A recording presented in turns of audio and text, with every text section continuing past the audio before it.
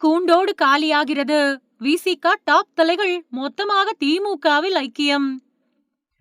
தமிழக சட்டமன்ற தேர்தல் முடிவுகள் வெளியாகி புதிய அரசு பதவியேற்றிருக்கக்கூடிய நிலையிலும் மாநில அரசியல் களம் இன்னும் அமைதியடையல.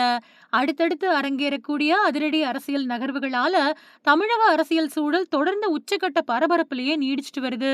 ஒரு பக்கம் திமுக அப்புறம் கூட்டணி கட்சிகளுக்கு இடையேயான உட்கட்சி பூசல்களும், இன்னொரு பக்கம் அதிமுகவோட பிளவுகளும் தேர்தல் கடந்த பின்னாடியும் தமிழக அரசியலை தகிச்சுக்கிட்டு இருக்க செஞ்சிருக்கு.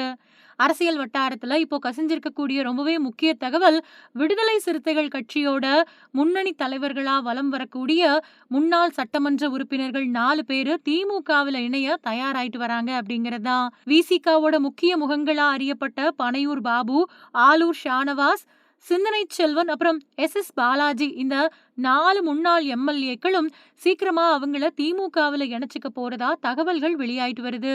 கடந்த தேர்தல் சமயத்துல தொகுதி பங்கீடு அப்புறம் கட்சி பொறுப்புகள் ரீதியா ஏற்பட்ட சில அதிருப்திகளே இவங்களோட இந்த திடீர் முடிவுக்கு காரணம் அப்படின்னு சொல்லப்படுது. விசிகாவோட முக்கிய தூண்களா கருதப்பட்ட இந்த 4 பேரு திமுகவுக்கு மாறினா அது விசிக தலைமைக்கு ரொம்பவே பெரிய பின்னடைவா அமையும் அப்படிங்கறதுல சந்தேகமே இல்ல.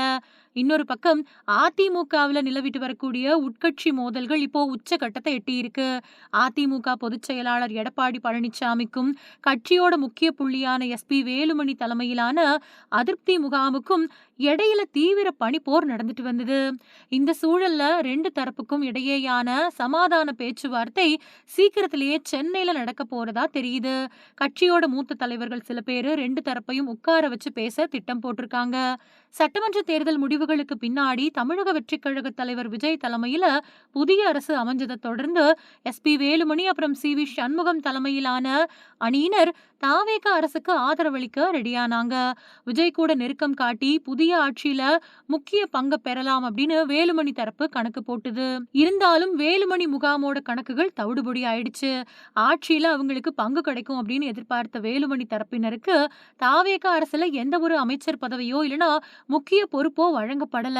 நடிகர் விஜய் இவங்களை கண்டுக்காம ஒதுக்குனதால வேலுமணி முகாம் அவங்களோட அரசியல் பிடியை இழந்து பலவீனம் அடைஞ்சிருச்சு.